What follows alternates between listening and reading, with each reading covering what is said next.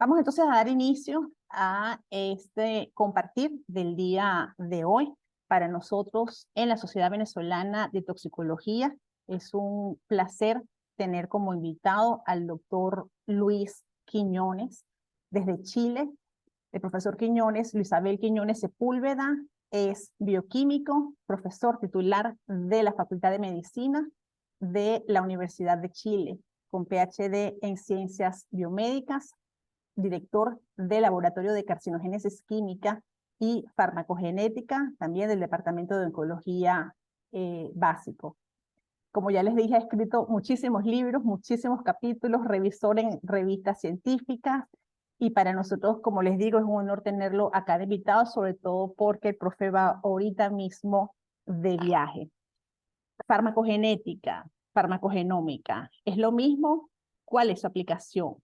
¿Qué tan cerquita la tenemos nosotros en nuestra realidad latinoamericana? ¿Realmente es posible a través de la farmacogenómica llegar y hacer medicina de precisión y poder hacer récipes acordes a la patología del paciente, medicina personalizada? ¿Podemos hacer eso nosotros acá en Latinoamérica? Un gusto. Entonces, doctor Quiñones, queda usted con las cámaras. Muchas gracias, Yolángel. Muchas gracias, Alexis. Muchas gracias a todos por escucharme, por permitirme darme su tiempo para transmitirle alguna información que yo manejo más mayormente, digamos, respecto del ámbito de la farmacología y mi experiencia al respecto. Mostrarle algunas cosas que hemos realizado. Voy a compartir pantalla en este momento. Eh, Estoy inhabilitado, Yolángel, para compartir, si me puede permitir. Ahí sí, ya, gracias.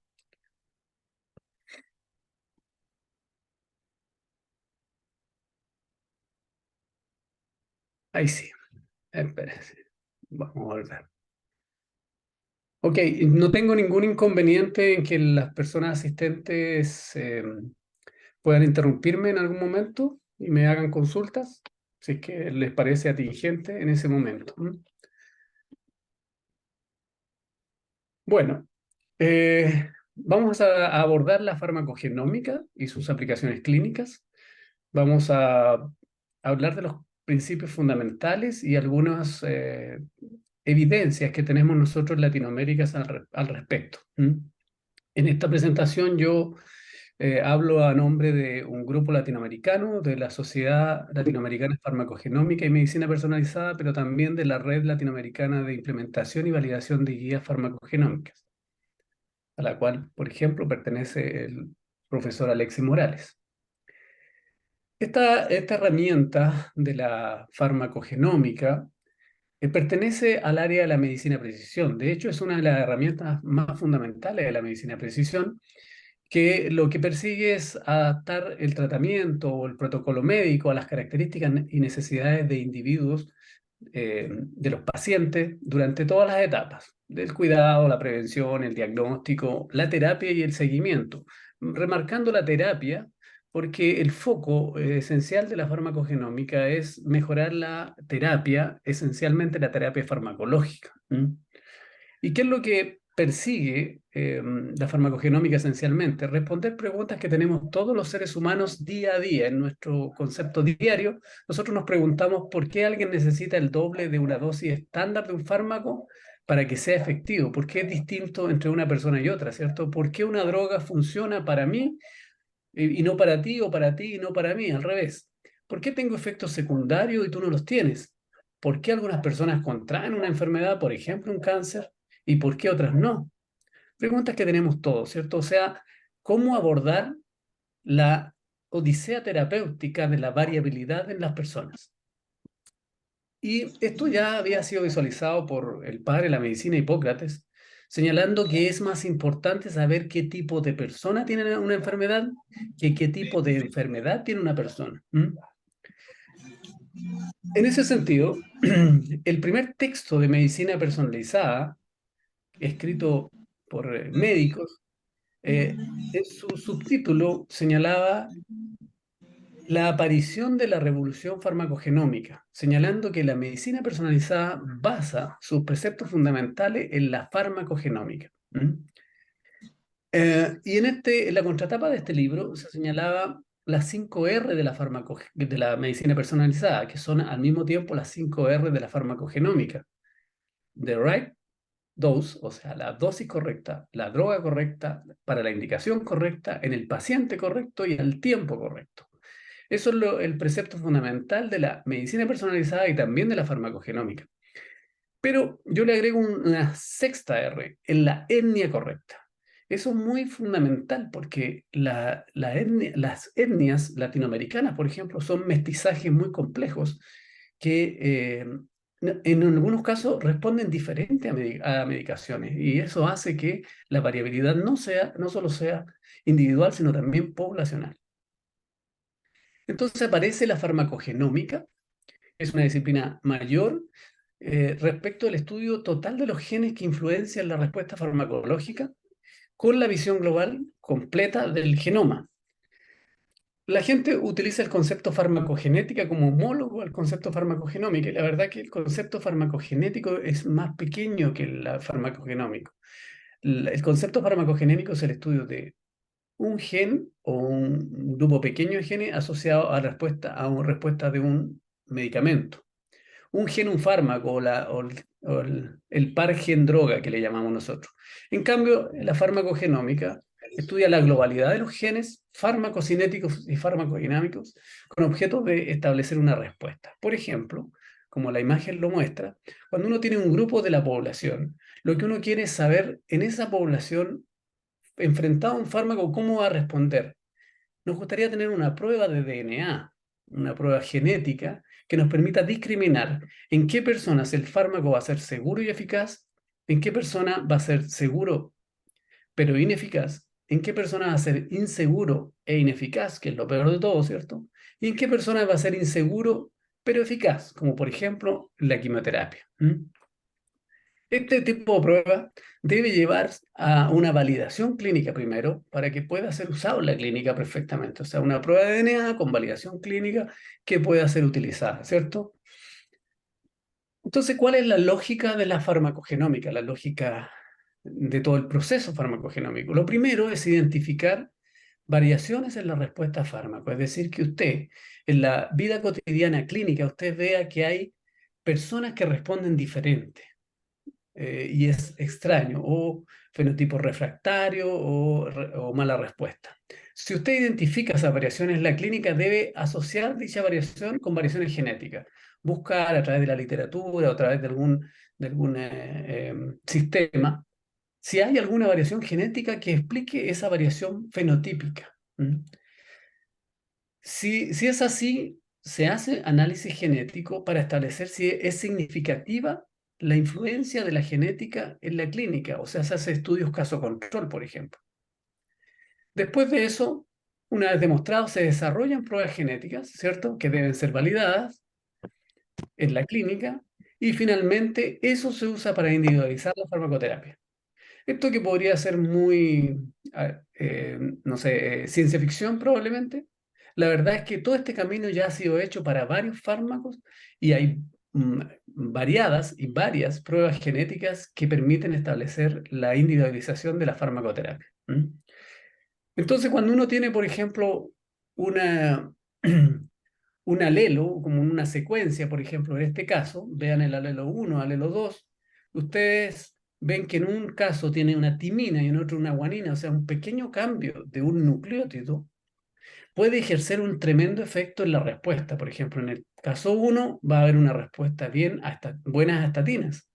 En el caso 2 desarrolla hepatotoxicidad. Entonces, encontrar qué persona tiene esa guanina en vez de tener esa timina, probablemente va a ser muy relevante y si nosotros tenemos la prueba molecular para ello, lo podemos hacer. Esto ya fue visualizado incluso a través de películas como en Hollywood, ¿cierto? La película Gattaca, ejemplo, establece en el proceso de la película la definición de que a través de una prueba genética al nacer se puede determinar la susceptibilidad de las personas a enfermedades, la respuesta a medicamentos, incluso expectativa de vida, etc. Y esta es una película muy conocida que fue nominada a los premios Oscar y cuyo título de la película, interesantemente, es una secuencia de DNA. Guanina, adenina, timina, timina, adenina, citosina, adenina, gataca. Si no la han visto, véanla porque denota el concepto de la medicina personalizada basada en genética bastante bien.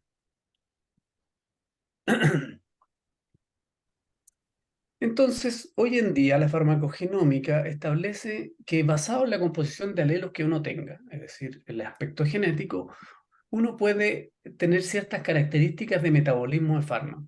Y uno puede ser un metabolizador ultra rápido, un metabolizador extensivo, un metabolizador intermedio o un metabolizador pobre o lento. Y dependiendo de qué característica tiene, uno va a necesitar menos o más dosis de un medicamento. Pero uno es metabolizador pobre o rápido o ultra rápido de un medicamento, por ejemplo, y puede ser metabolizador lento, intermedio u otro de otro medicamento. Por ejemplo, yo soy metabolizador rápido de cafeína, soy metabolizador lento de clonazepam. Por lo tanto, hay dosificaciones que tienen que adaptarse. Así que esos 4 perfiles en los que encontramos en las poblaciones y nos gustaría saber qué somos nosotros, cada quien, ¿cierto? Esto ya ha sido abordado, por ejemplo, por las agencias regulatorias internacionales. Estamos hablando de la FDA, o estamos hablando de la EMA, o estamos hablando de Anvisa, o estamos hablando de diferentes agencias regulatorias.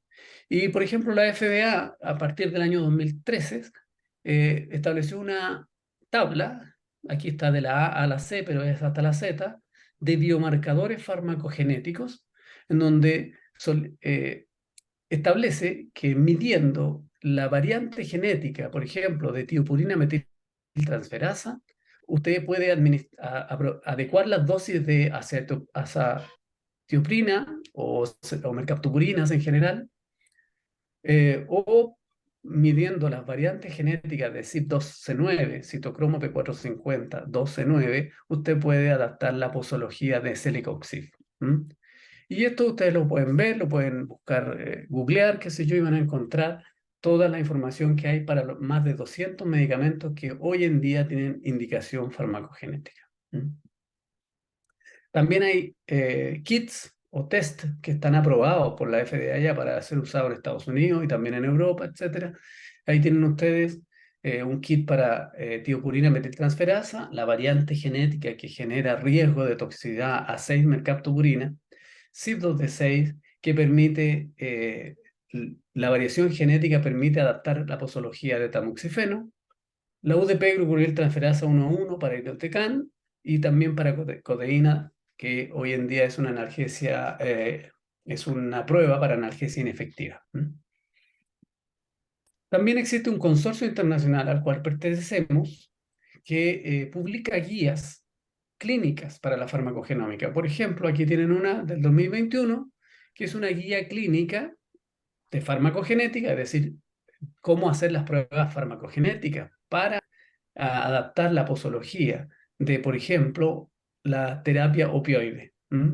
Y eso es basado en la determinación de los genes CYP2D6, OPRM1 y COMT, 3 genes asociados a respuesta opioide. Y bueno, de esta guía Profe, una hay pregunta. 36 ya publicadas. Sí, dígame. Dígame. Profe, un ejemplo de eso, el caso de los IECA, en las personas afrodescendientes. ¿Ya? ¿Hay forma de medir, cuantificar eso, o simplemente se le cambia la medicación? De medir la dosificación para dependientes afrodescendientes, ¿sí? Usted sabe que la población afrodescendiente es resistente a los IECA. Sí, sí. Hay forma de medir genéticamente su carga. Sí. Se mide con un kit genéticamente su carga, o se cambia la medicación de una, no se le pone el IECA. Se le puede adaptar la dosificación bajándole la dosificación dependiendo si contiene o no las variantes genéticas que son de afrodescendencia. que son particulares. Lo mismo pasa con los asiáticos en algunos otros medicamentos.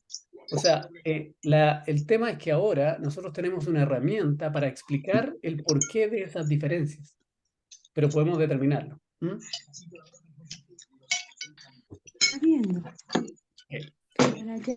Ok, gracias, profe. Hasta luego. Hoy en día existe, fíjense ustedes, una gran cantidad de instituciones asociadas a la farmacogenómica, y les muestro algunas. Por ejemplo, Pharmacogenomic Research Network es una red mundial para la farmacogenómica. El PharmGKB es una base de datos muy importante. El IPG es de la industria, en donde se asocia todos los laboratorios farmacéuticos relevantes a nivel mundial para entender las pruebas farmacogenómicas. ¿Mm? ¿Hay alguien con un micrófono abierto? Por favor. Está además el consorcio CEPIC, que recién les mencioné, el consorcio que publica guías clínicas. El PharmBar, que es un consorcio que publica todas las variaciones genéticas existentes. Una asociación asiática, otra asociación que es del Reino Unido, una asociación europea, esta Sociedad Europea de Medicina Personalizada y Farmacogenómica, y también tenemos nuestra sociedad, la Sociedad Latinoamericana de Farmacogenómica y Medicina Personalizada, y la Red Latinoamericana de Implementación de Guías Farmacogenómicas. Todas estas instituciones están abordando el tema hoy en día. ¿Ah? En Latinoamérica, el año 2016, fíjense ustedes, no había nada. ¿Mm? Ninguna institución. Estas son las instituciones mundiales que están desarrollando la farmacogenómica, y en Latinoamérica en el 2016 no había nada. Recién habíamos empezado a configurar una red de investigadores e instituciones para Latinoamérica. Lo primero que hicimos como grupo de investigación nosotros fue reunir a la mayoría de los investigadores latinoamericanos que de alguna manera estaban estableciendo principios o preceptos farmacogenómicos en Latinoamérica, y publicamos un artículo, este que está acá, que se llama Percepción del uso del PARC en droga y las barreras para la farmacogenómica en Latinoamérica. O sea, un análisis de la situación en Latinoamérica, que después, más adelante, les voy a mostrar que hemos actualizado. Si alguien tiene interés de ver este artículo, se lo puedo enviar vía las personas que están participando acá. También hemos publicado, el 2017 publicamos un artículo, o sea, un libro, perdón, de farmacogenómica en Latinoamérica. El 2020 actualizamos esto en español, es farmacogenómica y medicina personalizada en Latinoamérica, y además en varios otros libros hemos plasmado lo que en Latinoamérica se está haciendo. Es decir, nosotros hemos tratado de despertar el área y hemos tenido moderado éxito, porque hoy en día tenemos una red latinoamericana que está conformada por 111 personas profesionales de 17 países, y ustedes pueden ver en cada país, cada participante y cada grupo de participación que está formando parte de esta red, que lo que persigue es difundir, generar investigación, generar publicaciones y respaldo científico para la farmacogenómica, para que sea aplicada en los planes de salud de los países. Hemos publicado, les muestro algunos artículos más recientes, del 2019, 20, 21. En total, esta red ha publicado 68 artículos en revistas importantes de farmacogenómica para tratar de difundir, tratar de investigar, tratar de aportar. Y recientemente, esto es de 2023, publicamos la actualización, como les dije yo, de esta percepción que había en Latinoamérica y cómo ha ido avanzando la farmacogenómica desde el 2014, la primera publicación, hasta el 2023. Y ustedes pueden ver aquí, por ejemplo, que esta es una publicación de toda la red. Tenemos muchos participantes de la red, incluso de Venezuela, el doctor Alexis Morales aquí presente y la doctora Andrea Avendaño. Es decir, estamos tratando de reunir a los investigadores que tengan interés en farmacogenómica en Latinoamérica. Y aquí demostramos varias cosas. Por ejemplo, mostramos que Latinoamérica ha aportado poco a poco a la investigación en farmacogenómica. Ustedes pueden ver aquí las publicaciones mundiales en farmacogenómica que finalmente se mueven entre 1.500 a 2.000 publicaciones al año, y estudios clínicos que se realizan con base farmacogenómica para el desarrollo de medicamentos. En Latinoamérica, nosotros partimos más tarde, ¿cierto? Fíjense que esto partió el año 59 en el mundo. En Latinoamérica partimos el año 84 con publicaciones más relevantes a partir del año 2000. Y del total de publicaciones del mundo, tenemos 3,44%, o sea, poquitas publicaciones en Latinoamérica respecto al mundo. Y en estudios clínicos, menos todavía. Hemos hecho algunos estudios clínicos con base farmacogenómica para lograr posología adaptada de acuerdo a la genética.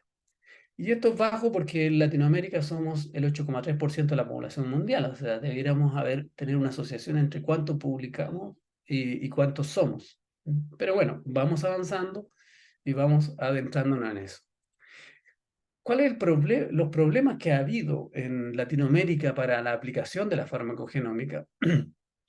Es parte de esta publicación y les muestro algunas cosas. Por ejemplo, entre la encuesta del 2000, en la publicación del 2014 y del 2022, nos hemos dado cuenta que uno de los principales problemas es que las instituciones regulatorias no facilita o no hay instituciones regulatorias que faciliten la aplicación de la farmacogenómica, considerando que es beneficiosa y muy costo efectiva.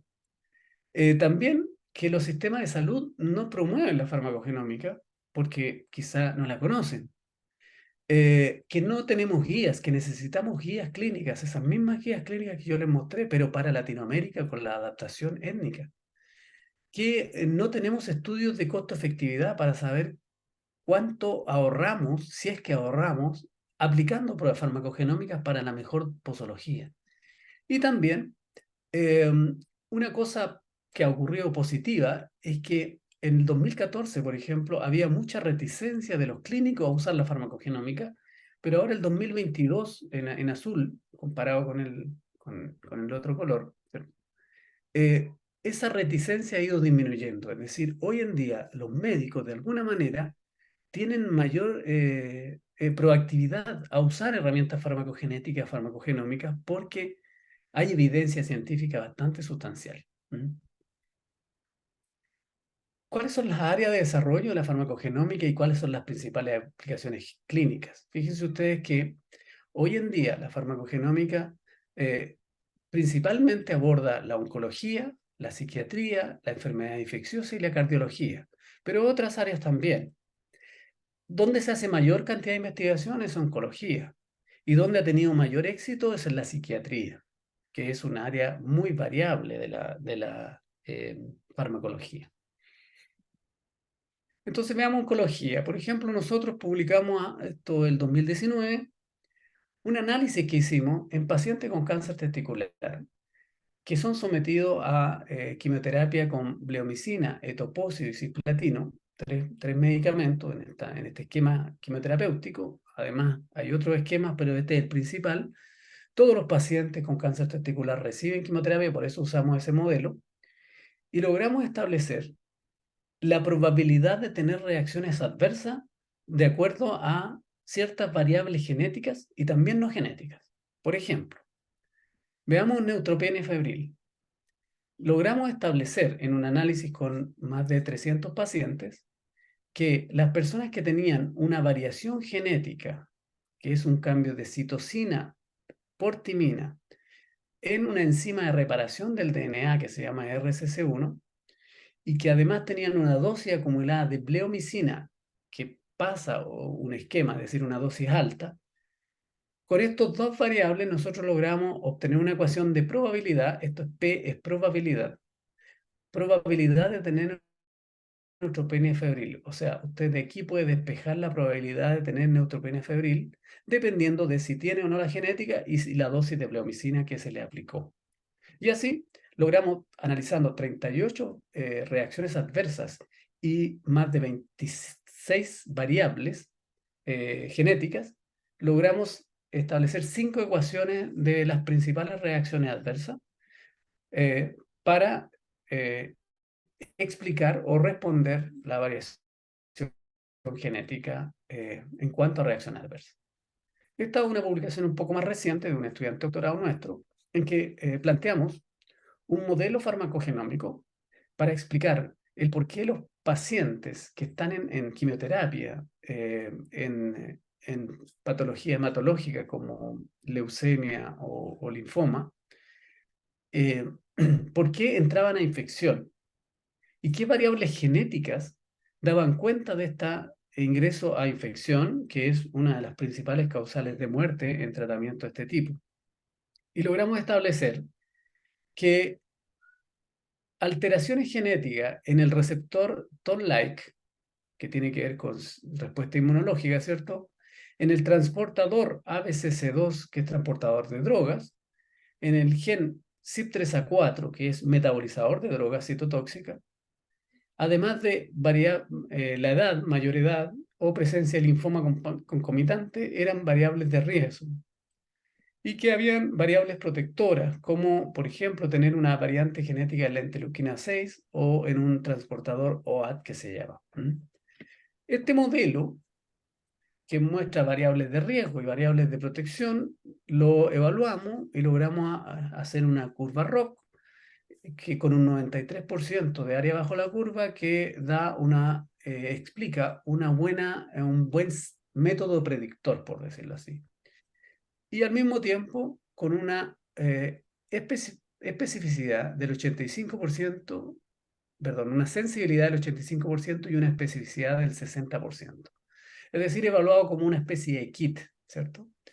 Un sistema predictivo propuesto, es una propuesta nuestra, para predecir la infección en estos pacientes con variación farmacogenética. Hoy en día nosotros estamos analizando en un estudio reciente la respuesta quimioterapéutica en cáncer colorectal. Y aquí, con colaboración de estos dos, un investigador y una estudiante de doctorado, estamos analizando variantes genéticas de respuesta a la quimioterapia que es FOLFOX, que es fluoracilo oxaliplatino, o capecitabina también, oxaliplatino, que se llama Capiox o Capox, y analizamos las variantes genéticas del blanco de acción del 5-fluoracilo, que es la enzima timidilato sintasa, la enzima dihidropiridina deshidrogenasa, que es la que metaboliza 5-fluoracilo, y la glutatión transferasa P1, que es la enzima que metaboliza oxaliplatino. Y además, la respuesta del tumor, es decir, cómo responde la persona, cómo responde el tumor, con objetivo de observar la eficacia terapéutica, es decir, cómo le va a los pacientes y lograr obtener un modelo predictivo de los efectos adversos de la quimioterapia y de la sobrevida del paciente. ¿Cuánto va a vivir el paciente? Eso es en oncología, para darle a ustedes algunos ejemplos de cómo podemos abordar la farmacogenómica en oncología. Otro caso que les puedo mostrar es en trasplante renal. Y aquí me puedo acercar un poco más a la disciplina farmacéutica, porque nosotros hicimos un estudio en que lo que queríamos observar eran las enzimas metabolizadoras y transportadoras de fármacos inmunosupresores como ciclosporina y tacrolimus, aquí presentes, ¿cierto? Y ver si las variaciones genéticas explican diferencias en niveles plasmáticos y diferencia en la respuesta de los pacientes trasplantados. Pacientes que podrían fallecer, pacientes que podrían tener efectos adversos o podrían rechazar el trasplante. En una primera aproximación nosotros logramos establecer que dependiendo de la característica genética de la enzima CYP3A5, usted iba a tener niveles plasmáticos más altos o más bajos de ciclosporina. Perdón, de tacrolimus en este caso. Y ustedes pueden ver, esto es significativo estadísticamente, pero ustedes pueden ver que dependiendo del genotipo para ciclosporina también tenemos variaciones de niveles plasmáticos. Es decir, si usted tiene alguna variante genética, usted va a tener va a tener diferencias en niveles plasmáticos. Y eso es importante analizar. En psiquiatría, yo les dije que en psiquiatría también hay algo, es un área de gran estudio, pero además un área de gran éxito. Vean ustedes, aquí hay una publicación de un grupo inglés que muestra cómo variamos nosotros los niveles plasmáticos de paroxetina dependiendo si yo soy metabolizador lento, extensivo, ultra rápido, lento o pobre se llama PUR. Vean ustedes, cuando se le aplica 10 miligramos de paroxetina a las personas, los niveles plasmáticos varían y son definibles. Usted puede tener niveles plasmáticos entre 20 y 70 nanogramos por ml. Pero en la medida que usted va aumentando la dosis, por ejemplo, cuando se aplican 40 miligramos de paroxetina, usted puede establecer claramente quién es un metabolizador ultra rápido o pobre, dependiendo de los niveles plasmáticos que tengan. Fíjese, desde más o menos 40 nanogramos por ml para un metabolizador ultra rápido a más de 500 nanogramos por ml en un metabolizador pobre. Entonces, claramente, si usted es un metabolizador pobre o ultra rápido, las dosificaciones que hay que administrarles deben ser distintas, porque los niveles plasmáticos van a ser distintos y pueden ser riesgosos, además, ¿cierto?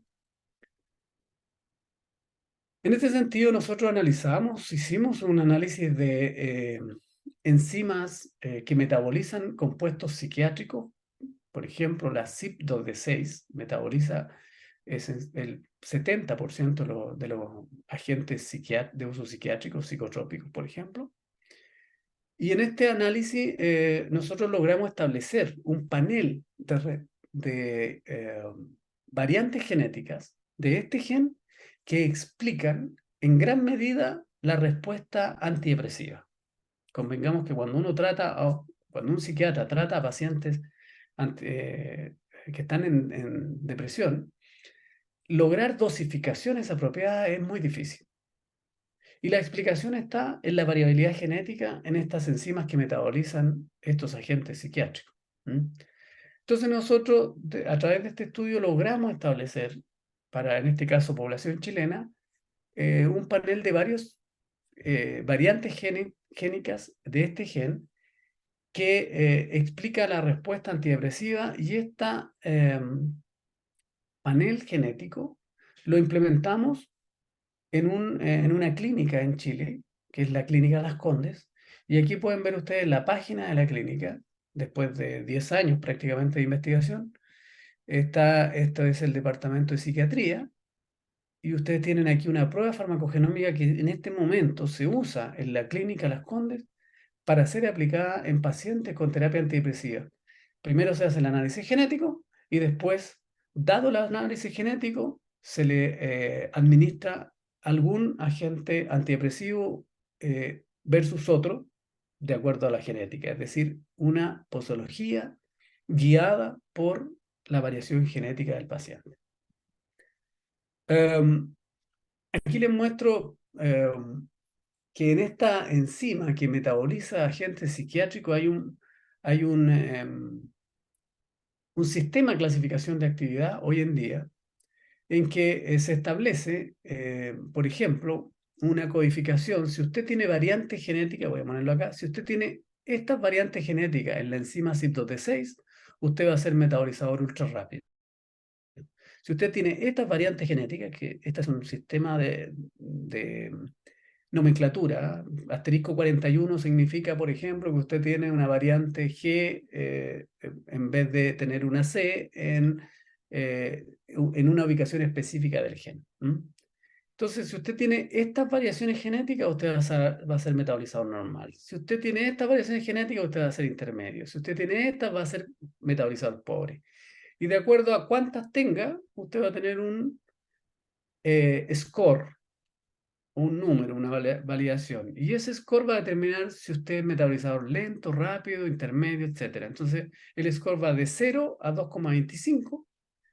Y de 0, usted es un metabolizador pobre, y de más de 2,25, usted es un metabolizador ultra rápido.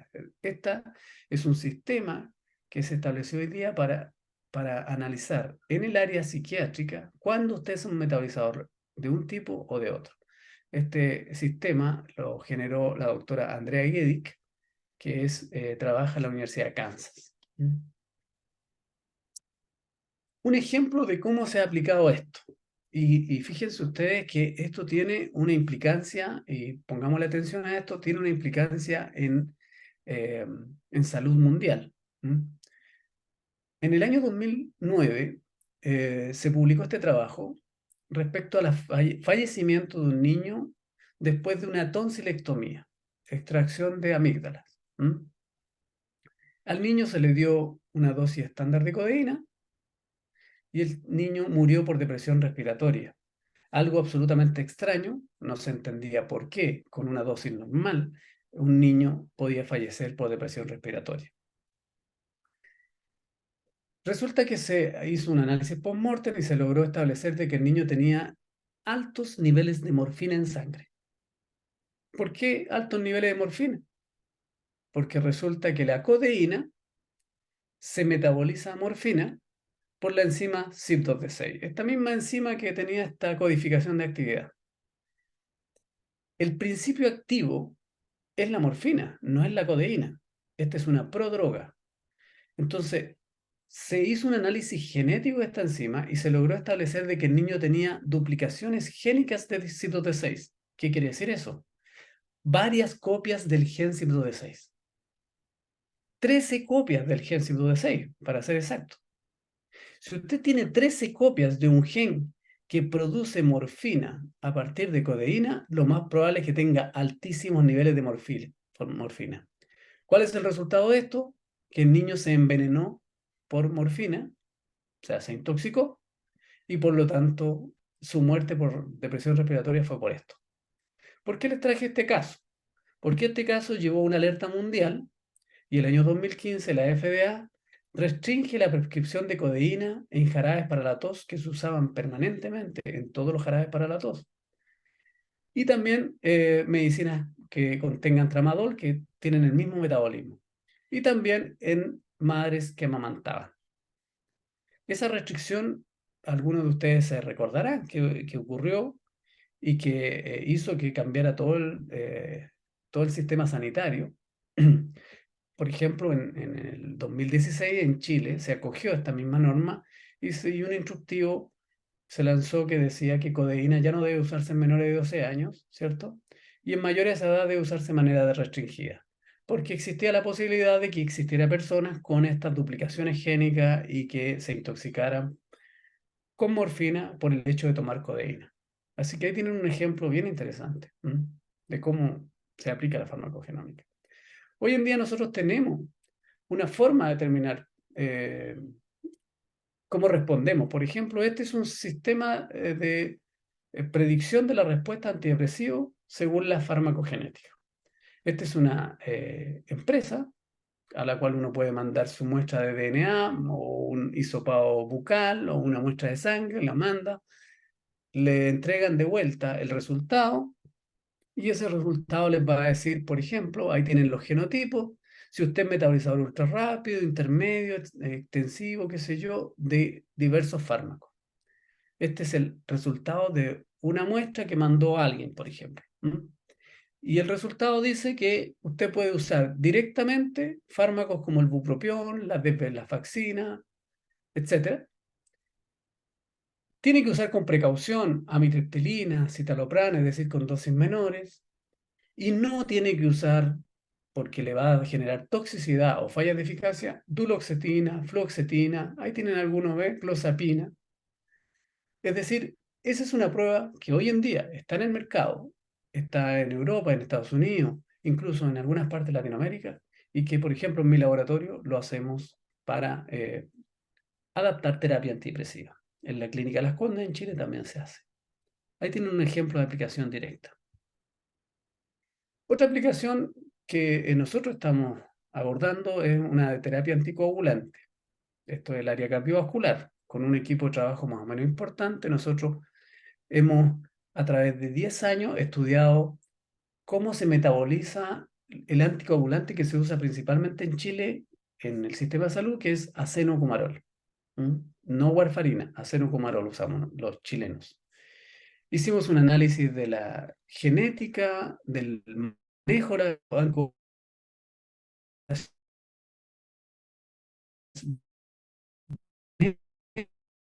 estas cumarinas. Establecimos un sistema de dosificación farmacogenómico que se llama un algoritmo de dosificación en una investigación de 10 años. Aquí llegamos a una ecuación. Aquí está la ecuación en que usted de aquí puede despejar el logaritmo de la terapéutica semanal, es decir, la dosis que se le va a aplicar al paciente, ¿ya? Con una ecuación que involucra si es hombre o si es mujer, qué edad tiene, por un factor, el INR inicial, el índice de coagulación, ¿cierto?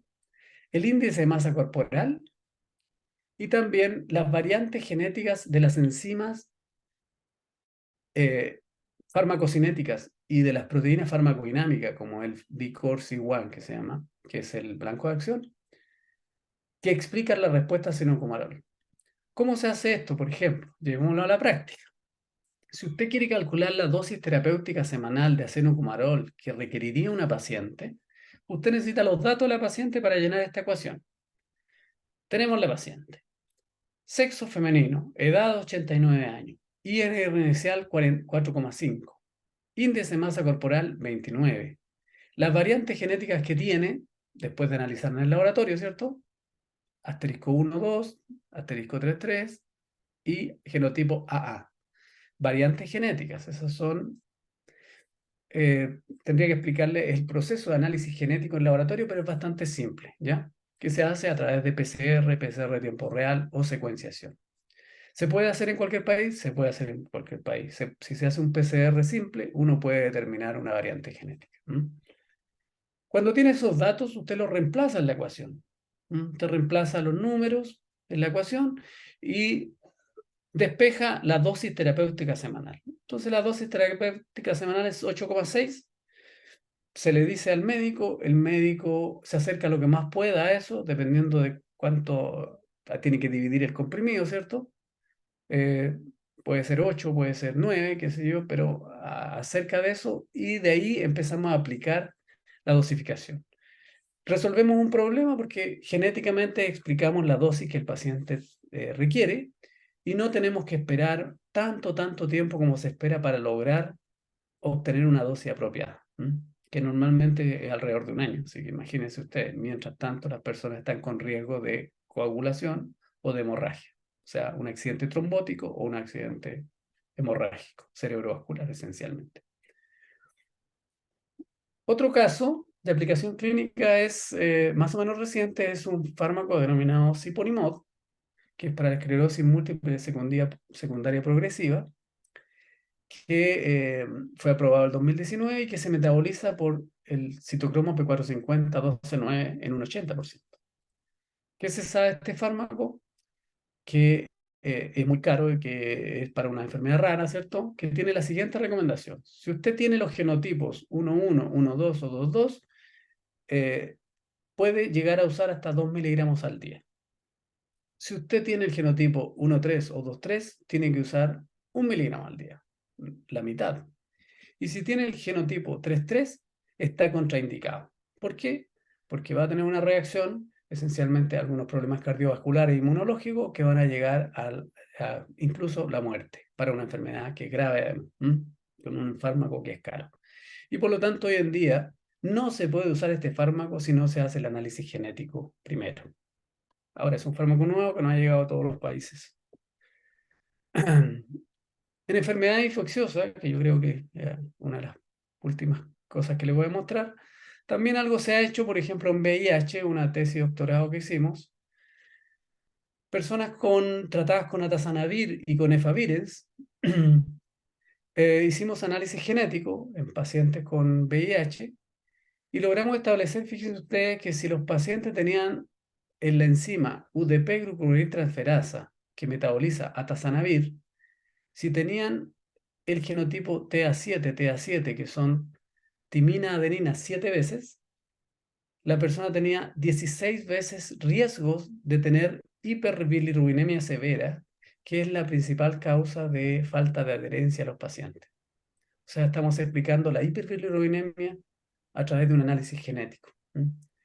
Y en el caso de Favirenz, si usted tiene el genotipo TT, en vez de tener el GG, que es normal, usted tiene 30 veces más riesgo de tener toxicidad en el sistema nervioso central, que se manifiesta como pesadillas, insomnio, intentos suicidas, etc. También estamos explicando la reacción en el sistema nervioso central basado en una prueba genética. En COVID, fíjense que no tenemos medicamentos todavía a gran escala, tenemos algunas propuestas, ¿cierto? Nosotros también hemos abordado esto y con un grupo colaborador en Ecuador, logramos establecer en un grupo de pacientes que fallecieron por enfermedad pulmonar, en un análisis que el fármaco Montelukast podía ser un fármaco aplicable para la respuesta inflamatoria. Y eso fue abordado por la FDA y posteriormente fue aprobado Montelukast como un fármaco potencial. Recientemente publicamos en colaboración con el doctor Ricardo Verdugo de Chile y un grupo multinacional en la revista Nature publicamos el mapa genético humano de respuesta a COVID, que explica por qué, de acuerdo a la genética, personas eran asintomáticas y por qué otras terminaban en ventilación mecánica. Es decir, el planteamiento de la genética como respuesta a eso, y por lo tanto ahí vamos a sacar muchos genes que nos van a explicar la respuesta farmacológica potencialmente. Así que ese es un hallazgo preliminar que nos va a aportar.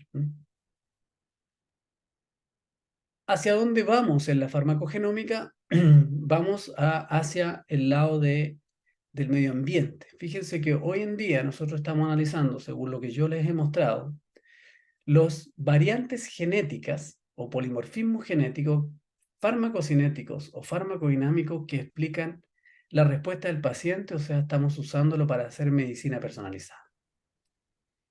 En nuestro futuro más cercano, lo que utilizar las versiones alteración que genera el medio ambiente sobre los genes de respuesta a fármacos, que son las metilaciones, las modificaciones de estona, la regulación del microRNA.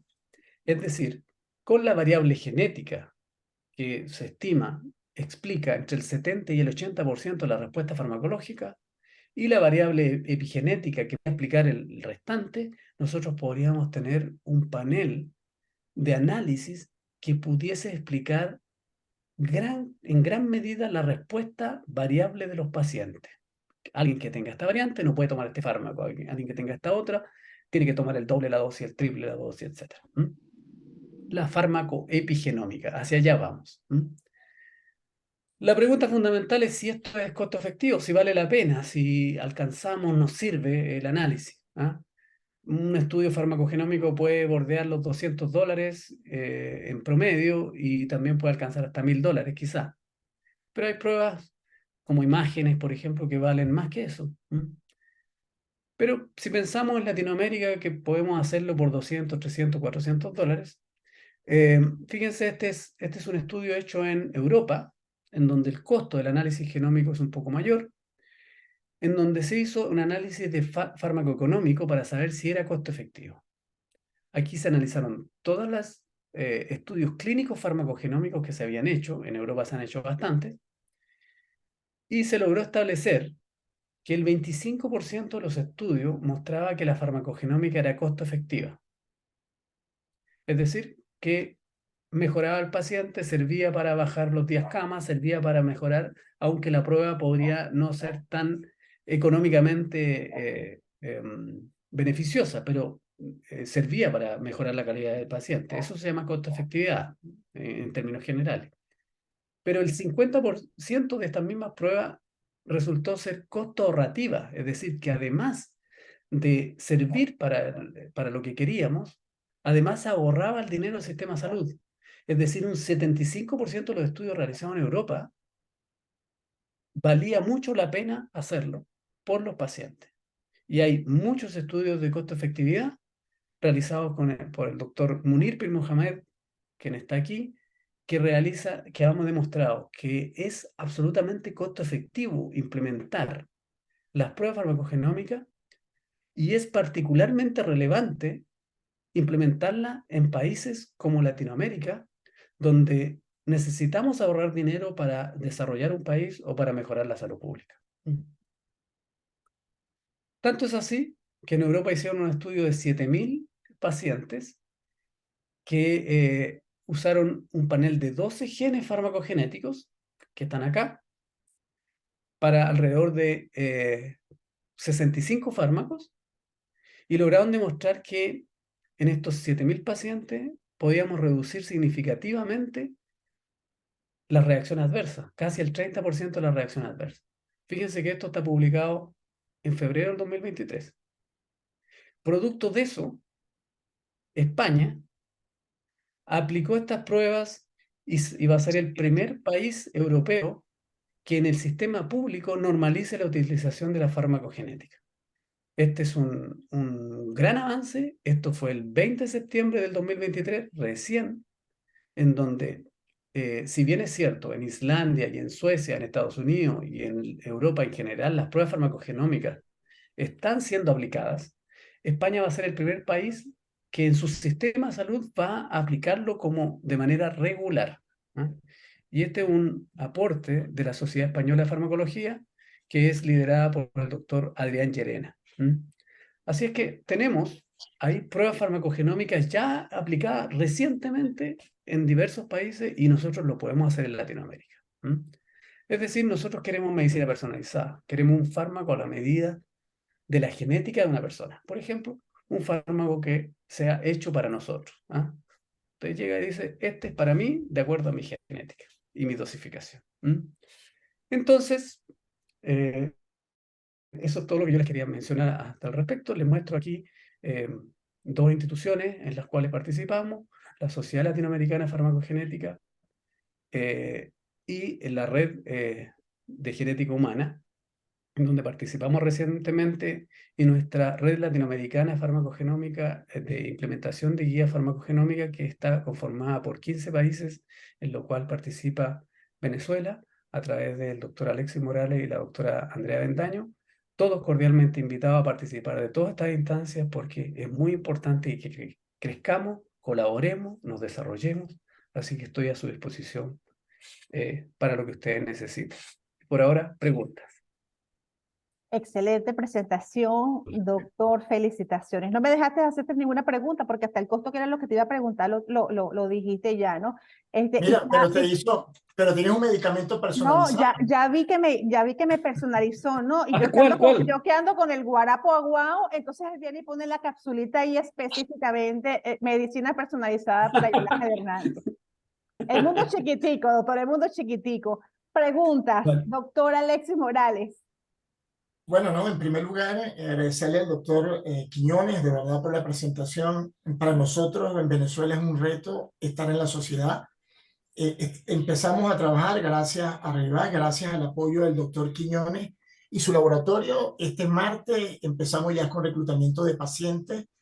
Tenemos un proyecto en pacientes con epilepsia. Ya hemos reclutado a 2 residentes de neurología que van a trabajar con nosotros. Y por supuesto a los colegas de Venezuela que están aquí, que se animen a trabajar en esta área. Cada vez que escucho el tema, cada vez que lo leo, de verdad me preocupa, porque esto no es un secreto. Nosotros vemos en la práctica clínica cómo hay pacientes que responden, otros no responden. En toxicología vemos cómo la toxicogenética juega también un papel importante. Vemos pacientes que están expuestos pero no responden o no tienen manifestaciones tóxicas, otros que sí la tienen. Y definitivamente, hoy lo decía en clase, voy a irme hacia los toxicólogos, que vemos un grupo aquí grande. Los toxicólogos tenemos que voltear hacia la genética o a la farmacogenómica, porque nos va a explicar muchas cosas. Definitivamente, eso yo también tenía preguntas, pero Luis siempre se adelanta a las preguntas. De hecho, fíjate que España ya lo va a implementar. Yo creo, hoy también lo decía en clase, alguien me preguntaba que qué era lo mejor de los estudios. Yo creo que lo mejor es que de que tú nazcas, te hagan un estudio y tú tengas eso. Yo creo que no nos extrañe que nos lleguen pacientes de Estados Unidos, de Chile, que vengan con un carnet con su identificación genética, y entonces como profesional médico tengamos que ver cómo se entiende eso, ¿no? Que venga un polimorfismo y de repente diga yo, bueno, ¿y qué hago yo con esto? Entonces todos los profesionales de la salud tenemos que meternos en esta área de farmacogenómica. Luis, este año de nuevo viene el curso de farmacogenómica. Bueno, primero que todo, quiero abordar un poco lo que tú dijiste. La verdad es que sí, tenemos que todos meternos. Yo creo que le llegó la hora a la biología molecular a los farmacéuticos, de todas maneras. Tienen que incorporarse, eh, tienen que pensar de que los farmacéuticos y todos los del área de la salud en realidad eh, tienen un rol fundamental para evitar reacciones adversas, mejorar la eficacia de los pacientes, y al mismo tiempo ustedes pueden eh, recurrir al grupo o a los grupos que participan en toda esta red grande que tenemos en Latinoamérica ya, si es que requieren aprendizaje al respecto. ¿Ah? Y en ese sentido, nosotros hemos configurado un programa internacional que se dictó la primera vez ya y que se va a dictar el próximo año, el 2024, la segunda versión de este programa que enseña todos los aspectos de la farmacogenómica, los aspectos farmacológicos, los aspectos genéticos, los aspectos bioestadísticos, de modo de que ustedes tengan la herramienta o sepan con quién hablar para entender esto o aprender esto. Vamos poco a poco, no todos sabemos todos, y no piensen, no se asusten cuando vean tanta información, porque fácilmente podemos aprender. O sea, el doctor Morales, por ejemplo, alguien que sabe mucho de farmacocinética, de farmacología, probablemente la pata coja, como dice Alexis, en la parte genética. Bueno, precisamente eso lo podemos aprender. Incluso está cordialmente invitado a Chile a hacer análisis genéticos, traiga sus muestras, los pacientes epilépticos, etc. Entonces, en este nuevo curso que vamos a dictar, vamos a difundirlo en algún momento determinado. Pueden ustedes aprender de todos los investigadores del área. Por cierto, voy a contar una anécdota de este curso y después doy la palabra. A Luis lo consigo yo, le digo, mira Luis, hay este curso, vale, me interesa. Seguro que lo quieres hacer, Alexis. Mira qué fuerte. Bueno, Luis, ¿cómo no voy a estudiar? Después que me metí, ay, Dios mío, estaba arrepentido porque era fuerte, de verdad. Pero bueno, esto no quiere decir que no lo hagan. Puede meterse, hay que estudiar todos los días. Yo ya estaba loco de tanta genética. Aprendí tanto que creo que no sé nada. Pero bueno, los invito a estar pendientes de este próximo curso. Luis, gracias, de verdad. Yo creo que tú lo que De quieres es nada, de nada. repetir otra vez, profe, ¿oíste? Yo creo que quieres repetir, que algo quedó fallo, doctor Quiñones, ¿o yo? Por aquí preguntan que si existen estudios de monitoreo genético, algún estudio de cortes.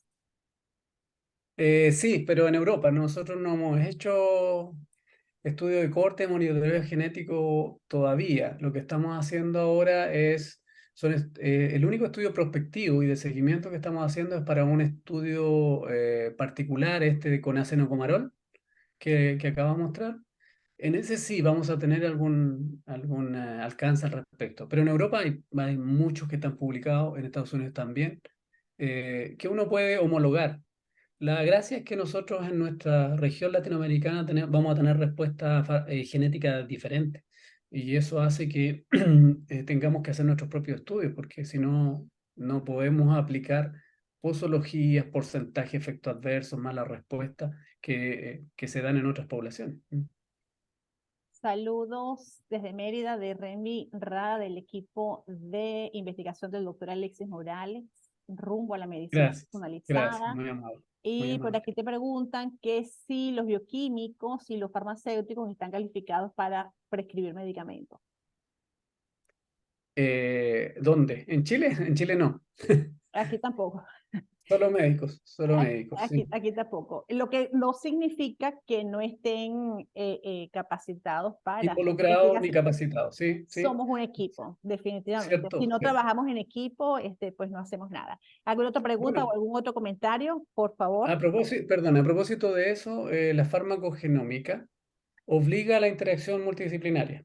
Es decir, usted no puede hacer farmacogenómica si no interactúa. porque necesita el criterio médico, el criterio farmacéutico, el criterio bioquímico, biológico-molecular, y eso hace que sea una disciplina que nos reúne aunque no queramos. Así es, así es. Si no hay preguntas, Sí, sí, hay, el doctor Veneno, dice ahí, levantó la manito. creo que está hablando, perdón, antes de pasarle al doctor Veneno, creo que está hablando el señor Barrington, pero no tiene micrófono, o Ah, no qué sé si está lástima. hablando solo allí, no sé si es con nosotros que está hablando solito. Válito, no, no se escucha. Juan Carlos, no se escucha. No Tienes tienes, problemas no tienes, con el escribe, audio. Puedes escribir, escribe, sí. ajá, aquí hay mi otra pregunta es, Escribe mientras tanto. en el caso particular de los antibióticos, su diana terapéutica son las bacterias, entonces, ¿hay Sí, manera de con estos estudios predecir la antibioticoterapia? sí, sí, porque aunque el blanco de acción sean las bacterias, el metabolismo y el transporte de los antibióticos va a influenciar en los niveles que alcancen y si van a ser, van a generar la concentración mínima efectiva. Y por lo tanto, sí es un foco a estudiar, aunque pocos medicamentos se metabolizan, ¿ah? Es más que nada los transportadores esencialmente ahí, pero sí, sí hay una línea al respecto también. Doctor Veneno.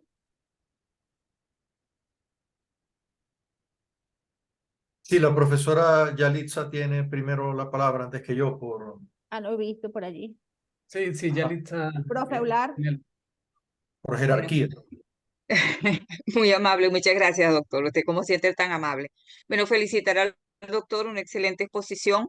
Y Gracias. pues mi pregunta es, y me disculpa si es que como tuve problemas al inicio de la presentación para ingresar, me sacó varias veces y luego, Ah, qué no sé lástima. si usted lo dijo y no lo escuché. Pero desde el punto de vista de infraestructura, en nuestros países para involucrarse en este tipo de investigaciones en farmacogenómica. ¿Cómo sería? Porque, pues, eso no sé si sería una limitación en algunos países o necesitamos el concurso y el apoyo de laboratorios que tuvieran mayores recursos e infraestructura, o cómo sería la manera de trabajar en esta área, porque estimo que hay molecular, hay una cantidad de cosas pues que se necesita laboratorios, no sé si un equipamiento de un nivel avanzado. Si es tan amable y me explica, le agradezco. Por supuesto, Yalitza, con todo gusto. La verdad es que uno puede hacer farmacogenómica de manera bien básica o bien sofisticada. O sea, lo que usted hace con un hallazgo de una secuenciación de nueva generación, lo puede hacer con un PCR-RFLP, que es una reacción de PCR simple, con un equipo simple, con una enzima de restricción, que es para detectar si tiene o no tiene la variante, si cambió la citosina por la guanina o no, por ejemplo. Eso es algo bien básico que lo puede hacer el equipo, no es sofisticado y es igual de válido. Lo que pasa es que hoy en día estamos usando tecnologías como PCR tiempo real, PCR digital o secuenciación de nueva generación, pero no es necesario. Uno puede hacer a nivel básico, a través de una metodología simple, eh, la determinación de genotipos de respuesta a medicamentos. De todas maneras, en Ok. el grupo de la Relibaf o de la Solfagem en la que participamos, tenemos varios laboratorios que hacen muchas de las metodologías, desde las más simples hasta las más modernas, y nosotros instamos a las personas que participan en nuestras charlas, nuestros cursos, lo que sea, a, por ejemplo, enviarnos muestras o capacitarse con nosotros o ser apoyados por nosotros, y muy altruistamente, así que como lo deseen. Ok. Bueno, sería como Alexis está involucrado ya, Sí, pues sí, quizás sería por allí la vía para saber cuál es la infraestructura sí, y sí, hasta dónde podemos llegar desde nuestros países, por lo menos en el caso concreto nuestro, que vivimos dificultades de muchas índoles. Sería ese quizás el sí, porque camino. me preocupa un poco porque en toxicología esa es una de las limitaciones que tenemos actualmente, que Sí, sí, prácticamente cada determinación es un equipo y los costos son bastante elevados y esa es digamos, la preocupación mantenida de todos, de que podamos hacer un trabajo aunque sea pequeño, pero muy digno, pues que podamos asumir responsabilidades y responderle a los equipos donde nos involucremos. Muy amable, Ciertamente, doctor. Muchas gracias. ciertamente, sí. A través de Alexis, Alexis forma parte de nuestra red y es el coordinador por Venezuela, por lo tanto, todos los que quieran hacer algo se comunican con él y vemos cómo lo hacemos. Aquí preguntan, doctor Alexis Morales, que cómo te contactan. Puedes, por favor, escribir para que quede ahí tu correo, tu teléfono, lo que tú quieras. Si antes era solicitado, imagínate tú ahora, doctor.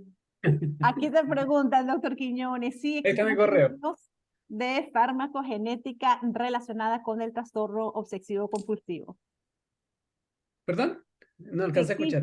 si existen estudios de farmacogenética relacionada con el trastorno obsesivo compulsivo. Sí, sí. De hecho, es el área psiquiátrica el área de mejor avance al respecto. Y el tratamiento trastorno obsesivo compulsivo está dentro de los tratamientos medicados con los fármacos que esencialmente se metabolizan por la enzima CYP2D6, que es la que analizamos ya para terapia antidepresiva, por ejemplo. Así que sí, hay publicaciones al respecto. Nosotros no tenemos, nuestro laboratorio no ha publicado al respecto, pero sí hay una gran cantidad de publicaciones en el mundo. Hay otra pregunta, Barrington, en relación a los costos, ya lo mencionó, entre 200 hasta más de $1000. La realidad latinoamericana ya la conocemos. Una vida no tiene precio, definitivamente. Creo que había otra pregunta, doctor, creo que es la última que queda por acá. Ajá, ¿alguna opinión sobre las vacunas COVID para hacer estudio de farmacogenómica? Sí, no hay todavía ningún estudio farmacogenómico en vacunas COVID. Y difícilmente vamos a abordarlo de esa forma, porque en el caso de las vacunas, el proceso metabólico no es principalmente el que influencia, sino más que nada la respuesta inmunológica. Pero ahí también, como yo les mostré algún trabajo por ahí, con interleuquina, con receptor Toll-like, que son de toda la respuesta inmunológica, hay variabilidad. O sea, nosotros respondemos distinto con la respuesta inmunológica y eso puede explicar diferencias también en respuesta, en reacciones adversas y en eficacia de vacunas. Pero por ahora en COVID no se ha hecho absolutamente nada todavía. Perfecto. Ya el doctor dejó por allí también su contacto para el resto de las preguntas. El doctor está hoy también complicadito porque creo que va ahorita de viaje. Vamos a hacer el cierre con el doctor César Depuy, por favor. Muchísimas Hola, gracias, yo también sí. quiero hacer una pregunta. Adelante. Alcanzamos 2 preguntas más, ya. Doctora Listo. Cisneros. Ah, buenas tardes, ¿cómo están? Buenas ¿Cómo tardes. está, doctor? Buenas tardes. Yo quería saber si se hacen estudios genómicos en relación con pacientes que van a ser intervenidos quirúrgicamente cuando van a recibir anestesia general. También se han estudiado pacientes que han tenido síndrome de Stevens-Johnson y síndrome de Reye. ¿Cuál sería la causa en estos casos si hay estudios en relación con esto? Sí. Por ejemplo, el síndrome de Stevens-Johnson hay varios estudios porque tienen falencia de respuesta, la glucuronidación esencialmente, y ahí participa la enzima UGT11, que es enzima de fase 2 de biotransformación, y esa es muy variable, hipervariable. Entonces, cuando hay algunas alteraciones genéticas en esa enzima, aparece el síndrome de Stevens-Johnson con mayor fuerza y se manifiesta. Entonces, hay experiencia al respecto. La segunda parte de la pregunta se me fue. El síndrome de Reye. Sí, también. ¿Qué? Es decir, sí, hay varias investigaciones al respecto. Es un área de investigación directa, toda esta área, que tiene no mucho avance, pero tiene publicaciones bien interesantes. Ok, y la otra parte es que sí se debería, pienso yo, hacer estudios en pacientes que van a tener una intervención quirúrgica donde van a recibir anestesia general. Sí. El área de la anestesiología en farmacogenómica también es un área bien abordada. Por ejemplo, ya les mostré el tema de la codeína, ¿cierto? De Que la codeína, sí. causó un cambio en sanitario a nivel mundial. En Sí. otros fármacos también está. no solo en anestesiología, sino también en terapia al dolor. Nosotros estamos empezando una tesis de doctorado en este momento en esos dos aspectos. ¿Ah? Y por lo tanto estamos partiendo en esa investigación. Si a alguien le interesa, podemos empezar a compartir esa información. Bueno, muchas gracias, doctor, muy amable. De nada. Doctor Veneno. Ahora sí, doctor Veneno. Sí, lo dejamos para el final, perdón. No, gracias, gracias. Agradecido de verdad por la exposición y con todas las preguntas también que ha podido respondernos, profesor, excelentemente. Igualmente desearles lo mejor a todo el equipo. Solamente unas consideraciones finales para todos en el área médica, en el área farmacéutica, como hemos dicho con otras exposiciones también y que puedan tomarlas también allá. Un abrazo hasta Chile. Nos preguntamos siempre con muchas cosas, por ejemplo, con la multiexposición a tantos químicos que tenemos, como le decíamos también al doctor Amaro, simplemente la contaminación de aire, de agua, la presencia de plomo, de mercurio en el ambiente, ya, es decir, por epigenética, la respuesta va a ser distinta. Entiendo que la genómica te condiciona a un tipo de respuesta y, por supuesto, como lo decían ustedes también, ningún médico va a indicar un medicamento, esperamos, que un paciente no necesite. Y por eso estamos tratando de vencer también la antibiótico resistencia, la resistencia, ¿no? A antibióticos tanto que hay. Y que nos preocupa muchísimo esto. Nos preocupa muchísimo la respuesta de pacientes desnutridos, con mala absorción de, por supuesto, estos nutrientes, de vitaminas, todas las linfopatías, los pacientes con hepatopatías que no necesariamente metabolizan de igual modo todo lo que son los fármacos indicados en ese sentido. No sé, y qué bueno que nos presentaba este estudio, porque tú preguntas en el ámbito médico, mira, ¿cuáles son los efectos adversos por medicamentos, por supuesto, más frecuentes, los gastrointestinales? Pero los tolerará el paciente. Bueno, vale la pena saber si los tolera o no, porque está indicado en eso. Una reacción adversa medicamentosa va a ser distinto, porque tú no te esperas eso, y esperemos que nuestros sistemas de farmacovigilancia en todos los países sean capaces de, mira, fue este lote, ¿qué pasaría aquí? Fue que hubo una interacción droga o droga tóxico, que también puede esperarse. Entonces yo sí creo en el equipo multidisciplinario, como lo venimos diciendo con ustedes, en que los toxicólogos médicos, los toxicólogos farmacéuticos, qué bueno que se suma la genómica aquí en este sentido, que podamos ver al paciente, a la persona desde un punto de vista integral y más o menos interpretar lo que está sucediendo. Así que sus últimas palabras, si puede, y que sean más sesiones con usted también, profesor. Muchas gracias. Ha tocado un punto muy importante. Gracias por los aportes, digamos, en su pregunta, porque aportó varias cosas.